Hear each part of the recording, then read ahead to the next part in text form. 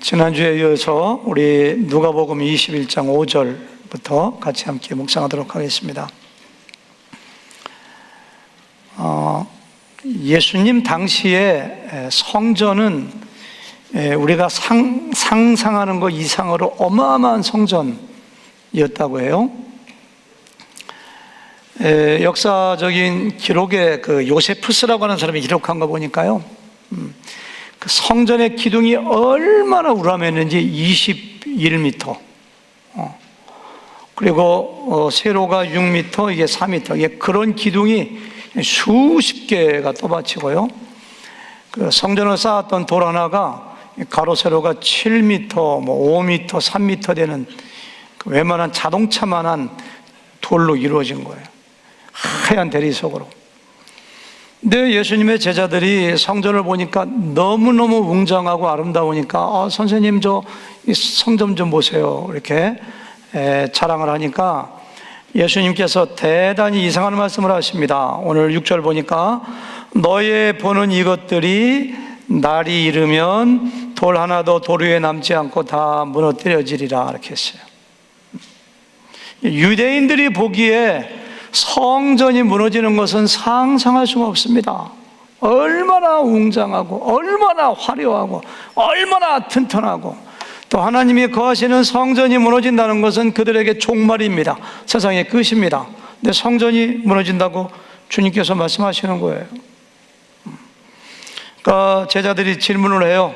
7절 말씀 보니까 그들이 물어 이르되 선생님이여, 그러면 어느 때에 이런 일이 있겠사오며 이런 일이 일어나려 할 때에 무슨 징조가 있사오리이까? 두 가지를 물어봐요. 어느 때에 성전이 무너집니까?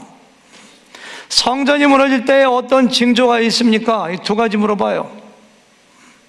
8절부터 38절까지는 예수님께서 그거에 대답을 자세히 쭉 해주시는 거예요.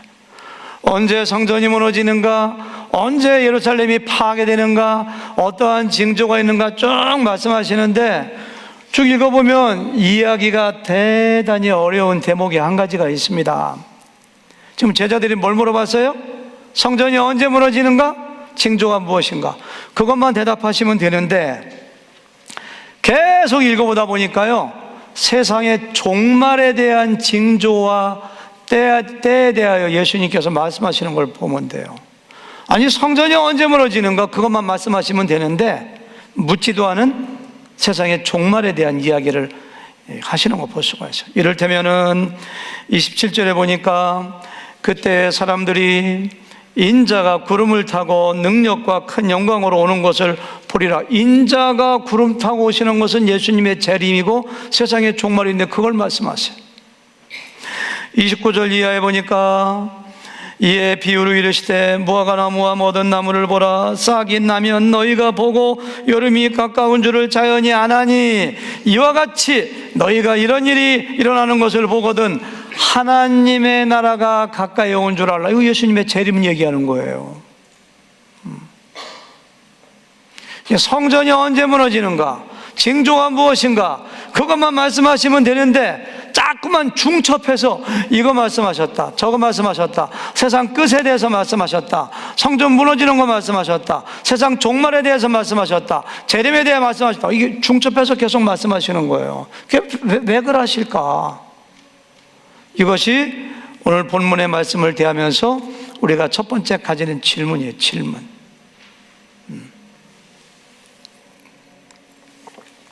저는 이에 대하여 어느 신학자가 한 말인데요, 제가 이름을 그렇게 붙였어요. 산봉우리 이론. 다 같이 산봉우리 이론. 이 달라스에는 산이 없는데요, 캘리포니아를 가거나 버지니아 가면 산이 많잖아요. 멀리서 보면 산봉우리가 다 막 붙어 있어요. 그냥 산봉우리가 하나 같아요. 다 붙어 있는 것 같아요. 근데 가까이 가보면은 앞에 있는 산봉우리와 뒤에 있는 산봉우리가 어떤 건 5km, 어떤 건 10km, 어떤 건 50km도 떨어져 있어요. 산봉우리 3개, 4개가 같이 붙어 있는 것 같지만 어마어마하게 멀리 떨어져 있는 것처럼 예수님이 보시기에, 하나님이 보시기에, 예수님의 제자들이 보기에 예루살렘이 무너지고 성전이 파괴되는 그 사건과 예수님이 다시 오셔서 세상을 심판하는 재림의 사건은 멀리서 보기에는 같이 붙어있는 사건이지만 가까이 가보면 2000년, 2500년, 3000년이 떨어져 있는 거예요. 그래서 우리 예수님께서는 두 사건을 같이 묶어서 붙어있는 것처럼 말씀하시지만 우리가 보기에는 1000년, 2000년, 3000년 떨어져요.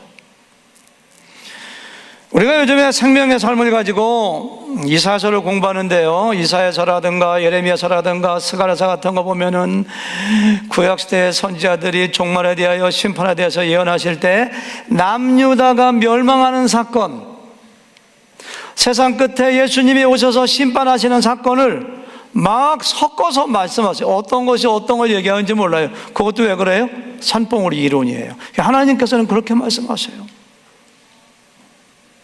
따라서 우리가 8절 이하의 말씀을 볼 때 꼭 기억하셔야 되는데요, 이것은 가깝게는 이때가 AD 30년이라면 AD 70년에 예루살렘이 무너지고 성전이 파괴되는 그 사건을 이야기하지만 그 사건을 통해서 뭘 얘기하는 거예요?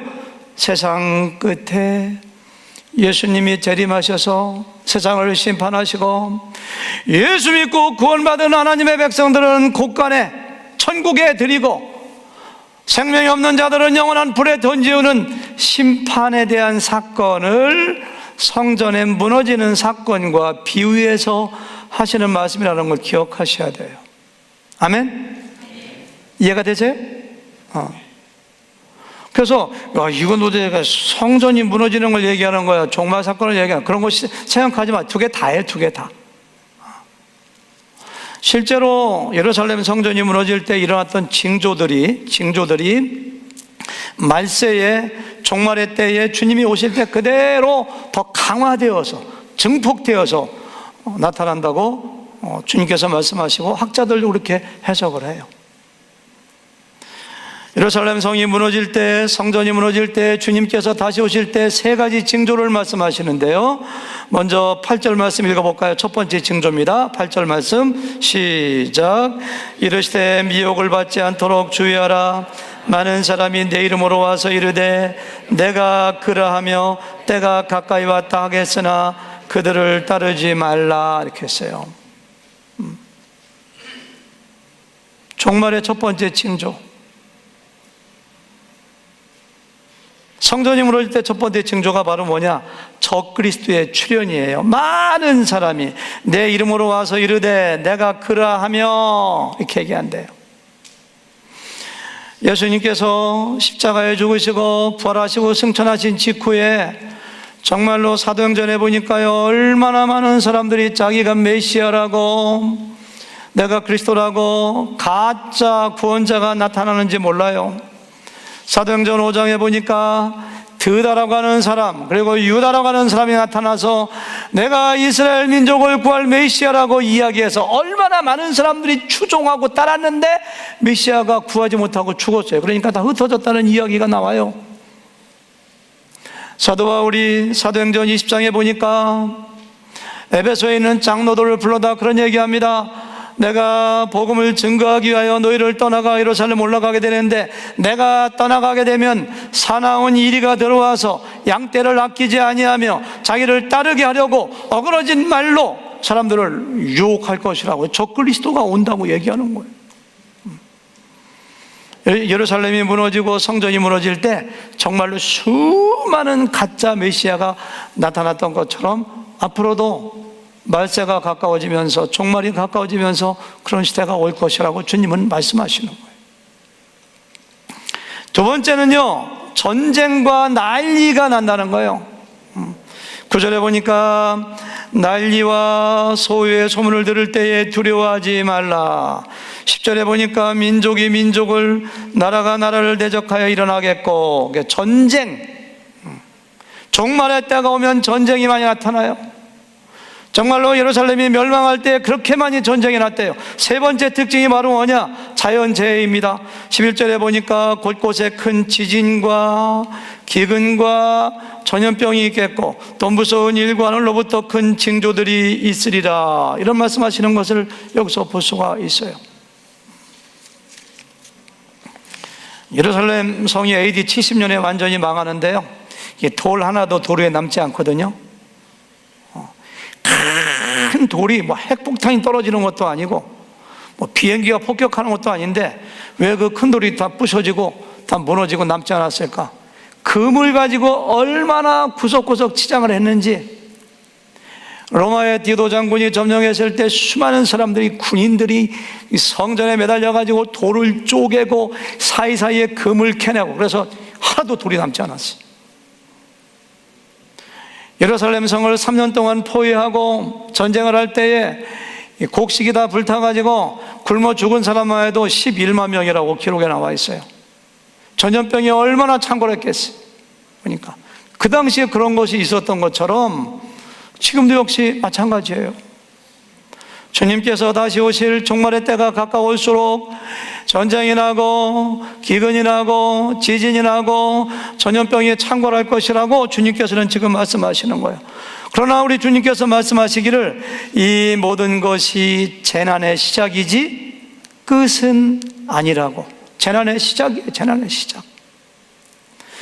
정말로 예수님께서 말씀하신 대로 이 예언이 성전이 무너질 때, 예루살렘이 무너질 때 그대로 이루어졌어요. 그때로부터 종말의 때가 시작된 것입니다.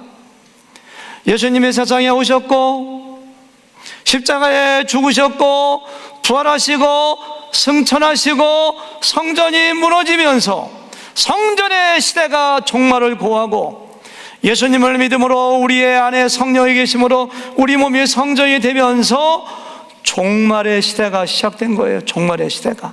꼭 기억하세요. 종말의 시대가 시작되었어요.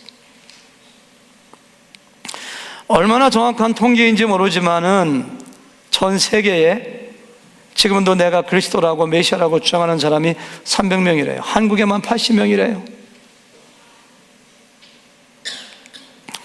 며칠 전 제가 한국에 어느 신문에서 본 칼럼인데요, 조선일보의 유명한 칼럼니스트가 이런 글을 썼어요.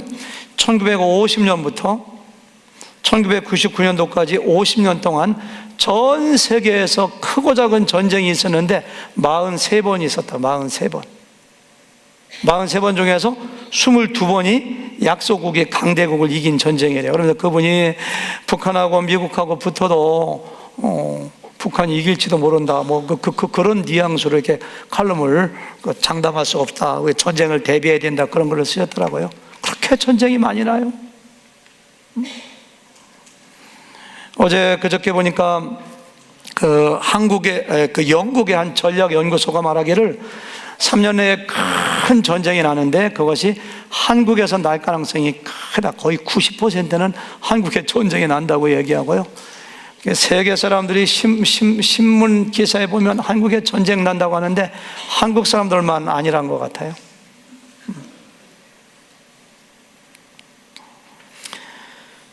얼마 전에 신문 기사 보니까요, 인류가 정복했다고 여겨졌던 콜레라, 장티푸스, 홍역, 결핵이 다시 내성을 가지고 창궐하기 시작한대요.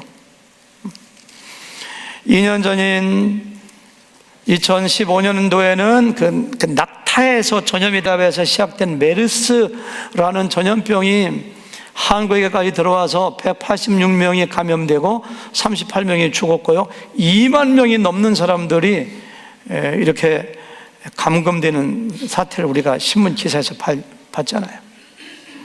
2014년 3월 달에는 서아프리카 기니에서 발생한 에볼라라는 전염병이 달라스에 들어왔어요. 우리가 얼마나 긴장했었는가. 1명 걸렸었죠. 약 1년 6개월 동안에 3만 명이 감염되고 12,000명이 죽었어요. 지금 거의 고개가 숙어졌는데요. 지난 2월 달에 빌 게이츠가 독일 미넨에서 안보 컨퍼런스에서 발표한 내용인데요, 글로벌 전염병, 지금은 교통이 발달돼 가지고 전염병이 삽시간에 퍼져버려요. 근데 글로벌 전염병이 발생되면은 핵폭탄이나 기후온난화보다 더 무서운 인류를 위협하는 도구가 될 수 있다고 경고했어요. 한 번 전염병이 발생하면은 삽시간에 퍼져가지고 3천만 명이 죽을 수 있다고 인터뷰에서 얘기했고요. 핵폭탄 터져봤자 20만 명, 30만 명 죽는데 그건 저리 가라고 할 정도로 무서운 전염병이 10년 내지 15년 사이에 올 가능성이 거의 100%라고 빌 게이츠가 얘기하고 학자들도 뒷받침해서 얘기했어요. 아니, 백신이 발달되고 의학이 발달되고 깨끗한 환경 가운데 사는데 왜 그렇게 전염병이 창궐할 가능성이 있느냐? 학자들이 얘기했는데요, 백신을 개발하고 약을 개발하는 속도보다도 전염병의 병균이나 바이러스가 진화하고 내성을 가지고 발전하는 게 40배가 빠르대요. 수많은 병리학자들은 전염병 때문에 인류가 멸망할지 모른다고 그런 기사를 여러분들 저도 여러 번 봤어요. 그런 기사를. 제가 오늘 새벽에 설교 준비 다 하고서 시간이 조금 여유가 있어서 신문을 딱 이렇게 인터넷 신문을 봤는데요, 딱 나온 게 이런 기사입니다.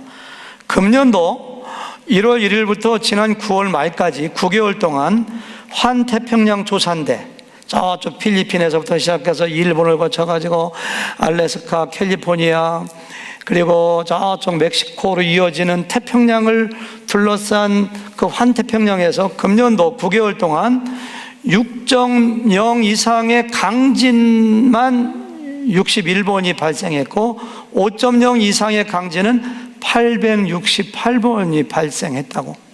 굉장히 많이 발생했대요.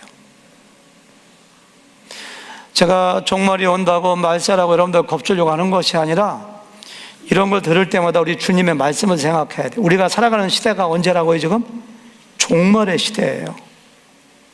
주님이 다시 오시고 십자가에 죽으시고 부활하시고 우리의 죄를 용서하시고 승천하셨는데요, 지금은 예수님의 수많은 성경의 예언 가운데 다시 오신다는 종말의 사건만 남겨놓고 우리는 그걸 기다리는 종말의 시대에 살고 있다는 걸 기억하고 어떻게 종말을 우리가 살아갈 것인가를 자세를 다시 한번 가다듬어야 돼요.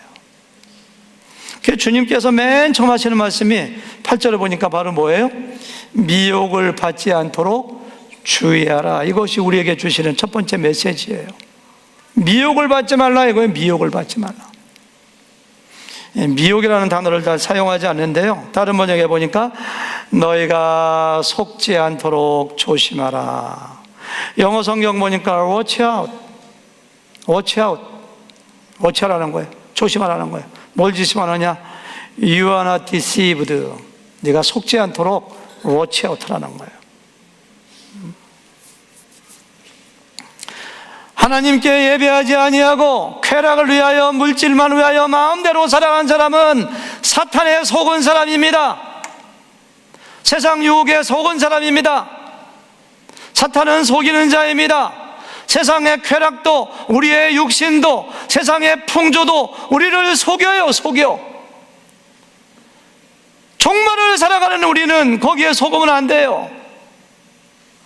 그래서 우리는 진리의 말씀인 성경에 집중해야 되고요, 믿음에 굳게 서가지고 어떻게 살아가는 것이 영원히 천국에서 살아가는 것인가, 어떻게 살아가는 것이 가치 있는 것인가, 어떻게 살아가는 것이 하나님을 기쁘게 하는 것인가를 말씀을 통하여 믿음을 통하여 굳게 깨닫고 그렇게 살아가라고 예수님께서는 우리에게 말씀하시는 거예요. 예배하지 않는 사람들, 자기의 육체의 쾌락을 위해 살아가는 사람들 전부 다가 속은 사람들이에요. 속은 사람들. 종말이라는 것도 몰라요. 그래서 종말의 때에 첫 번째 우리가 어떻게 하라고요? 미혹받지 말라고요. 속지 말라고요.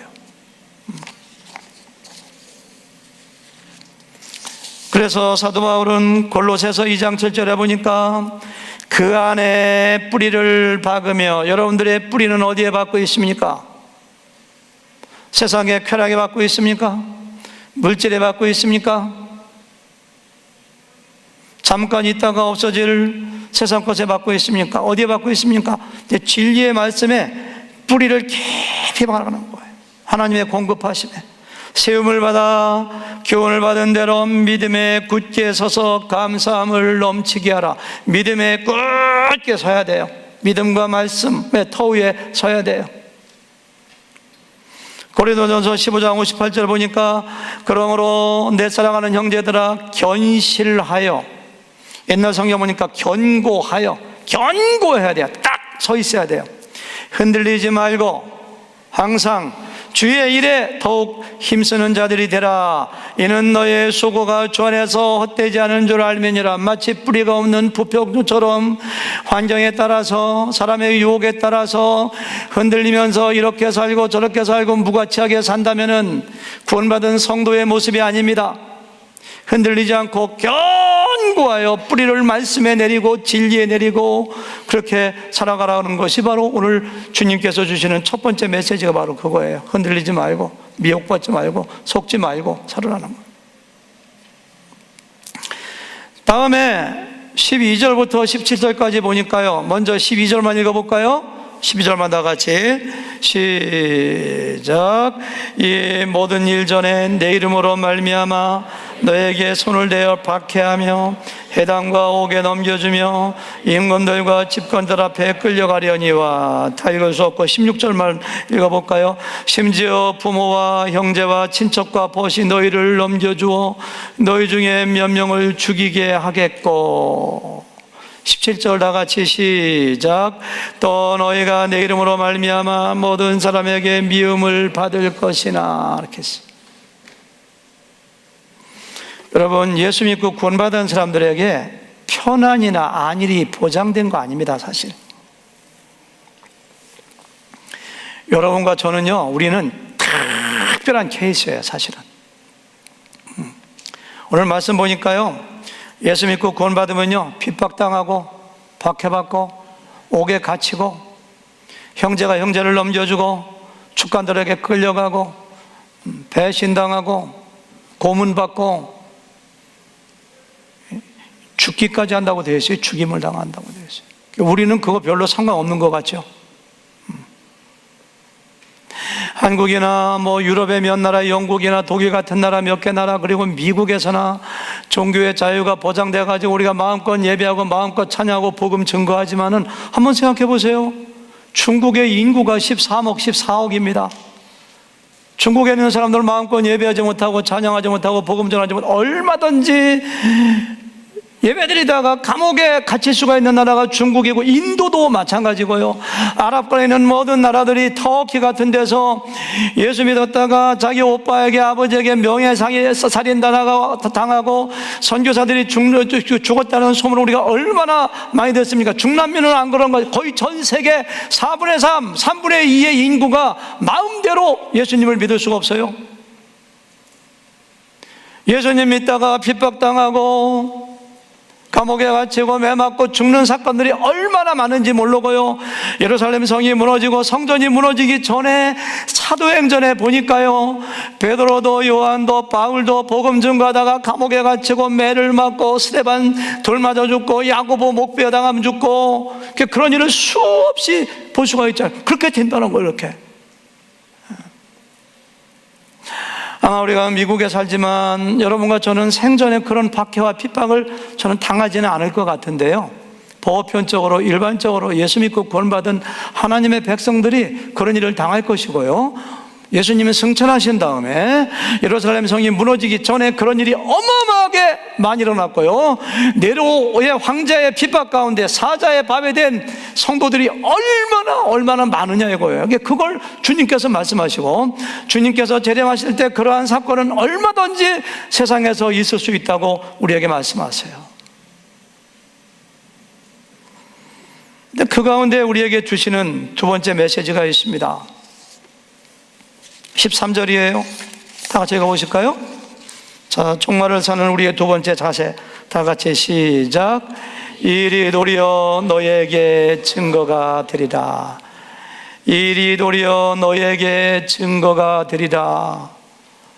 우리 개역개정 성경에는 조금 불투명한데요, 현대인의 성경 번역 보니까요, 오히려 이것이 뭐예요? 핍박받고 박해받고 감옥에 갇히고 죽는 거죠. 이런 일들이 그들에게 나를 증거하는 기회가 될 것이다, 이렇게 했어요.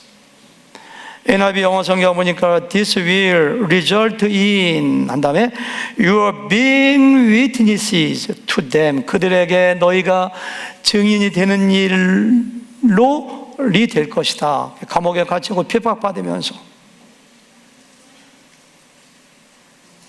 베드로 요한은 나면서부터 안전병이 된 사람에게 고쳐주고 복음을 증거하다가 감옥에 갇혀서 고문받고 신문 받을 때 복음을 증거해요. 예수님의 부활과 복음을 증거해요.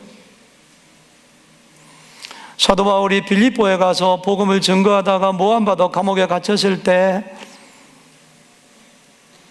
자기를 지키던 사람들이 자살하려고 할 때 주 예수를 믿으라 그래야만 너와 내 집에 구원받게, 그 기회가 바로 그들에게 복음을 증거하는 기회가 돼요. 예루살렘에서 체포되어서 로마로 갈 때에 유라굴로 폭풍을 만나고 배에서 로마에서 기회가 있을 때마다 재판받을 때마다 왕에게, 총독에게 복음을 증거하고 자기 집에 찾아오는 사람에게 복음을 증거해요. 그래서 빌립보서 1장에 보니까 내가 당한 일이 내가 감옥에 갇힌 일로 인하여 복음을 더욱더 증거하니까 나는 기뻐하고 기뻐한다고. 이게 복음의 능력입니다. 산에 불이 붙었는데 이 불을 끄려고 발로 확 밟았더니만은 마침 그냥 바람이 불어가지고 불씨 때문에 확 퍼져나가는 것처럼 예루살렘에 있던 복음의 불씨, 스데반이 죽으면서 바울을 통하여 베드로를 통하여 불씨가 박해하면 할수록, 죽이면 죽일수록, 고문을 하면 할수록 확 그냥 로마까지 전 세계로 주님께서 그 말씀하시는 거예요. 여러분과 저는 어떤가요? 예배드리다가 아니면 복음 증거하다가 회사의 사장님이 야, 너 그런 얘기하면 안 돼, 여기 회사에서 그런 얘기 하지 마라 하면 알겠습니다, 잘리면 어떻게, 딱 그만두는 사람들 아닌가요? 혹시 우리가? 우리 김선호 집사님은 직장에서 복음 전하다 어려움 겪었다는 소문을 누구한테 들었어요. 카톡으로 계속 뭐 하다가 핍박을 받았다면서요? 그게 중단했어요? 계속 하고 있어요? 잘릴까 봐 그만뒀어요? 예. 아니에요? 어려움 안 당했어요? 우리 믿음의 선조들은 감옥에 갇히면서 고문당하면서 채찍 맞으면서 어려움 당하면서 복음을 전할 기회로 삼을 것이라고 예수님이 예언하셨고 그렇게 했고, 그래서 복음이 우리에게 왔다면은 우리가 복음을 증거하다가 선교하다가 예배하다가 손해를 당하고 어려움 당하고 승진하지 못하고 핍박을 당한다고 해서 그만두면 안 된다는 거예요. 그래서 너희가 종말할 시대에는 어려움이 있어도 복음을 증거하라, 이거 우리한테 지금 말씀하시는 거예요. 믿으시면 아멘. 저는 오늘 말씀을 보면서 정말 이해되지 않는 말씀이 하나 있어요. 18절 말씀이에요. 다 같이 18절 시작. 너희 머리털 하나도 상하지 아니하리라. 이해가 안 돼요. 그 당시에 이 말씀을 듣던 제자들이 순교도 당했는데, 감옥에도 갇혔는데, 돌로 맞았는데, 40에 하나 감화매를 5번 맞았는데 무슨 머리털 하나도 안 다쳐, 팔도 부러지고 죽을 뻔하고 죽었는데, 근데 왜 예수님은 너의 머리털 하나도 상하지 아니하리라 이렇게 말씀하시는 거예요? 이해가 안 돼요. 찬양인도로 잘해주신 우리 조동사님 얘기해 보세요. 그 예수님이 잘못 말씀하신 건가요? 이근희 입사님 말씀해 보세요. 네? 19절 뭐예요? 예, 영어로 어떻게 되느냐고요? 네? 영혼을 얻으리라. 아, 대단하시네요. 대단하시네요. 깜짝 놀래. 어떻게 그걸 알으셨어요? 순서지를 보셨어요? 요약지를.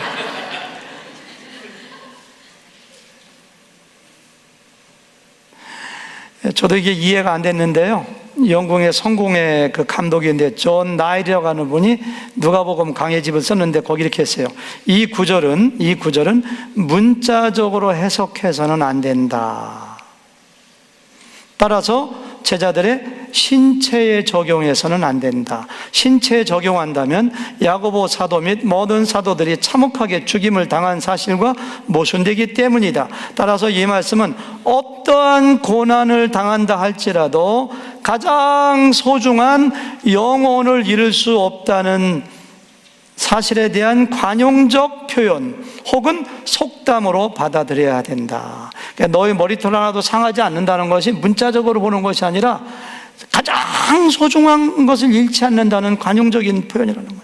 믿는 자들의 영원한 생명은 하나님 안에서 그리스도에게 숨겨져 보호하심을 받는다. 하늘에 있는 그들의 보화를 아무도 건드리지 못할 것이며 그들의 영혼은 해를 받을 수 없다는 것을 강조하시는 것이다. 그래서 예수님께서도 마태복음 10장 28절에서 몸은 죽여도 영혼은 능히 죽이지 못하는 자들을 두려워하지 말고 오직 몸과 영혼을 능히 지옥에 멸하시는 이를 두려워하라. 세상의 왕들은, 세상의 임금들은 우리의 몸을 죽일지 몰라요. 그러나 우리 몸속에 있는 영혼을 능히 죽이지 못해요. 따라서 머리털 하나도 상하게 못한다는 얘기는 그들이 아무리 핍박하고 감옥에 가두고 죽이고 미워하지만은 영원히 천국에서 살아갈 우리의 영혼에 대해서는 얼지할 수 없다는, 하나님께서 영혼을 끝까지 보존하셔서 구원하신다는 그 말씀을 우리에게 지금 해주시고 있는 거예요. 여러분, 이런 거 생각해 보신 적이 있어요? 진짜 내가 누구인가? 제 이름이 오인균인데요, 오인균은 누구인가? 오인균은 어디 있는가? 많은 사람들이 자기의 바디, 육체를 자기라고 생각해요. 네, 제가 결론부터 말씀드리면은 진정한 자기는요, 내 육체 속에 담겨있는 영혼이에요. 영혼이 죽지 않고 영혼이 멸하지 아니하고 천국에 가서 우리 주님과 영원히 살아갈 육체가 진정한 나라는 걸 내가 행복해하고 내가 기뻐하고 내가 하나님을 찬양하고 내 영으로 하나님을 예배하는 그 내 영혼이 진정한 나라는 거예요. 나 그걸 꼭 기억하셔야 돼요. 세상에서 가장 불쌍한 사람은요, 자기 육체가 진정한 나라고 생각하는 사람이 가장 불쌍한 사람이에요. 성경에 보면은요, 육체는 장막집이라고 했어요. 장막집. 만일 땅에 있는 우리의 장막집이 무너지면, 우리 장막집은 다 무너지게 되어 있습니다. 언젠가는 죽어요. 우리의 장막집이 무너지면 하나님께서 지으신 집, 그 손으로 지은 것이 아니에요. 하늘에 있는 영원한 집이 우리에게 있는 줄 아느냐? 하늘에 있는 영원한 집이 뭐 우리가 거기에 아파트라든가 큰 집이 있다는 뜻이 아니라 하나님이 지으신 집은요, 우리의 부활의 신령한 몸입니다. 예수님의 부활의 몸은 신령해요. 절대 죽지 않아요. 그냥 공간도 통과합니다. 그 신령한 몸이 부활할 때 우리에게 주어지는데 우리 영혼이 그 속에 영원한 집으로 삼고 들어가요. 그 집이 있는 걸 알기 때문에 사도 바울은 우리가 담대하여 원하는 바는 차라리 내가 이 몸을 떠나서 주와 함께 있는 그것이라. 그런즉 우리의 몸으로 있든지 떠나든지 주를 기쁘시게 하는 자가 되게 하자고. 여러분, 우리의 몸은 질그릇이요. 질그릇. 우리의 몸은 그냥 장막집 텐트 천막이에요. 마귀에게 속고 세상에 속는 사람들은요, 자기의 몸, 자기의 바디가 바로 자기라고 생각하고 거기에만 모든 시간과 돈을 투자하는 사람이 얼마나 불쌍한가요? 화장품 아무리 비싼 거 얼굴에 발라도 자기한테 바르는 거 아니에요. 그냥 썩어질 거에 바르는 거예요. 왜 거기에 투자하세요? 자기 영혼에 투자해야지. 하나님을 예배하고 내 영혼이 주님을 닮아가고 내 영혼이 영원한 생명을 얻었고 내 영혼이 하나님을 기뻐하시는 사람으로 변화되었고 거기에 투자를 해야지. 가장 불쌍한 사람이 자기의 육체가 자기라고 생각하고 평생 무엇을 먹을까, 무엇을 마실까, 무엇을 입을까, 얼마나 쌓아놓을까, 거기에 전심전력하는 사람이 가장 불쌍하고 어리석이고 미혹된 사람이고 속은 사람이고, 우리의 영적인 눈이 열려 하나님이 우리에게 주신 복이 무엇인지 안다면 거기에 투자하지 않습니다. 그거 한 가지 깨달았으면 좋겠어요. 내 몸이 내가 아니에요. 진짜 나는 내 몸속에 거하는 내 영혼이에요. 아멘도 안 하시네요. 아멘. 마지막 우리 주님께서 19절 종말을 살아가는 우리에게 한 가지 말씀해 주시는데요, 19절 다 같이 시작. 너의 인내로 너의 영혼을 얻으리라, 이렇게 했어요. 너의 인내로 너의 영혼을 얻으리라. 공동번역에 보니까 참고 견디면 생명을 얻을 것이다, 이렇게 했어요. 현대인의 성경 보니까 너희가 인내하며 너희 자신을 구할 것이다. NIV 보니까 by standing firm, 꿇게 서 있어야 돼, 흔들리지 않고. You will gain life, 생명을 얻게 될 것이다.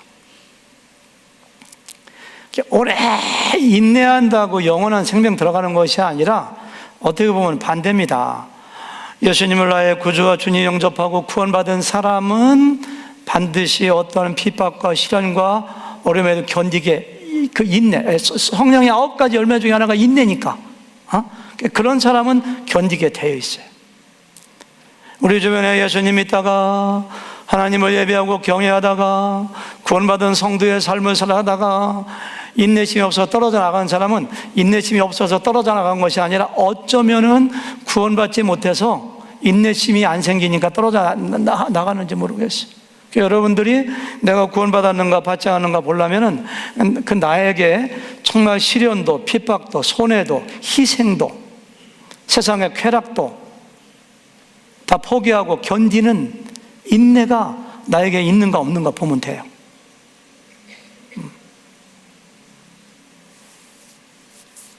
제가 지금 3가지가 있거든요. 미혹을 받지 말자, 핍박과 시련 가운데도 복음 증거하라. 아무리 어려워도, 여러분 우리가 지금 핍박과 시련 없지만은 예수 믿는 것이 얼마나 어려운가요? 여러분들 지금 주일날 가게 가서 문 열었으면은 200불이 더 생길지 500불 생길지 몰라요. 요새 동안 얼마나 새벽에 나가서 밤늦게까지 일하셨는가요? 얼마나 침대에서 잠을 푹 자고 싶은가요? 할 일이 얼마나 많은 거예요, 집안일이. 얼마나 우리가 예수님 믿으려면 희생해야 되고 손해봐야 되고 즐길 거 즐기지 못하고 때로는 직장 가서 왕따 당하고, 그럼에도 불구하고 정말로 구원받은 사람은 성령으로 인하여 9가지 열매 중에 하나인 인내심이 생겨서 5년도 건디고 10년도 건디고 20년도 건디고 50년도 건디고, 북한의 어떤 할머니는 1945년도 50년도에 그 어린 시절에 예수님 믿었는데 지금 나이가 90세가 되도록 이불 속에서 기도하고 신앙과 믿음을 지킨다는 이야기를 우리가 많이 들었고 봤잖아요. 하나 좀 비디오 보실까요? 2분짜리인데 그거 본 다음에 제가 결론 맺겠습니다. 비디오 한번 들어요. 불 다 꺼주시고요. 2분짜리 비디오 클립. 이 북한에 대한 이야기인데요, 얼마나 인내심이 많은가.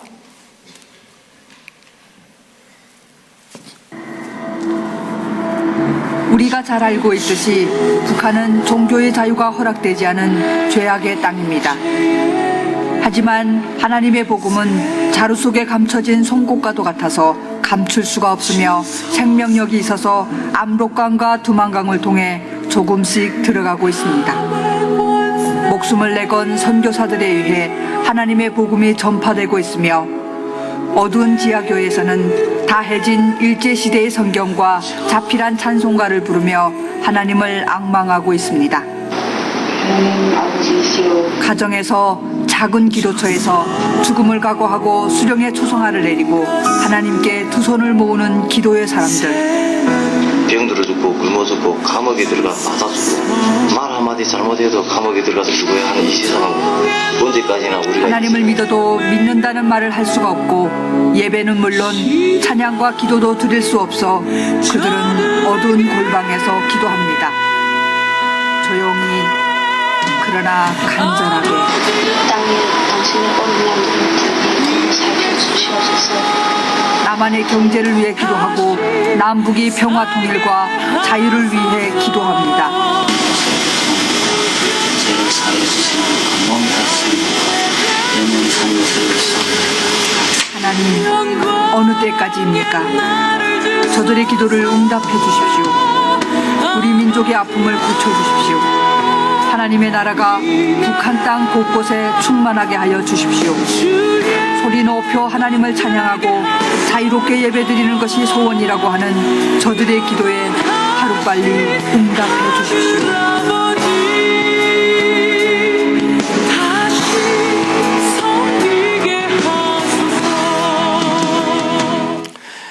몇 년 전에 불 켜주셔야죠. 그 몇 년 전에 저 비디오가 공개됐는데요. 공개하는 사람들의 말이 그거예요. 저 사진을 2007년도에 찍었는데 그 선교사가 지하에 들어가서 예배하면서 찍었어요. 인터뷰하고. 근데 공개하지 않다가 공개한 이유가 뭐냐니까 저분들이 이렇게 급습을 당해서 다 잡혀가서 다 죽었대요. 다 죽었는데 뭐 공개도 괜찮다 해서 그 한국 언론에 공개해서 이렇게 제작된 거 제가 이렇게 가져왔는데요. 저는 그 북한의 지하에서 예배하고 하나님을 경외하는 사람들을 보면서 그 느끼는 것이 그 인내입니다. 인내. 하나님이 안 계신 것처럼 침묵하시는 것 같아요.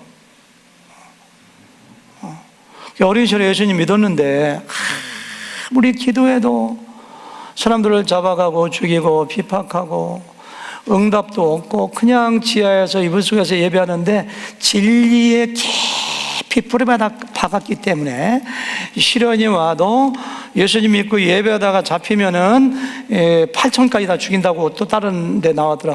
그럼에도 불구하고 끝까지 내 영혼은 죽이지 못하고 몸만 죽이는 그들을 두려워하지 않고 인내하며 참는 저들의 참 믿음이 진짜 믿음 아닌가요?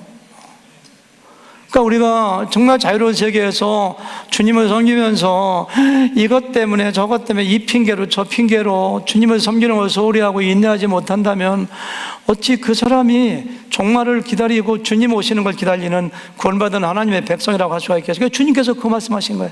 인내가 너 영혼을 지키리라 이렇게 하는 거거든요. 인내 때문에 구원받는 것이 아니라 정말 구원받으셨는가요? 여러분들이 정말로 성령을 모시고 사는가요? 그렇다면 인내하셔야죠.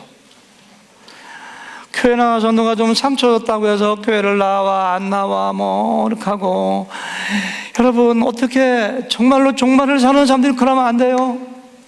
감옥에 보내는 것도 아니고 죽이는 것도 아니고 재산을 빼앗는 것도 아닌데 걔 누구한테 좀 상처받았다고, 누가 나를 무시했다고, 인사 안 했다고, 직분으로 안 세웠다. 우리 교회 그런 사람 없어요.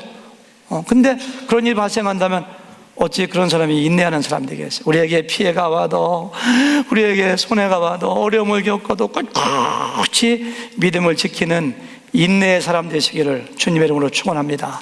기도하시겠습니다. 하나님 아버지 감사합니다.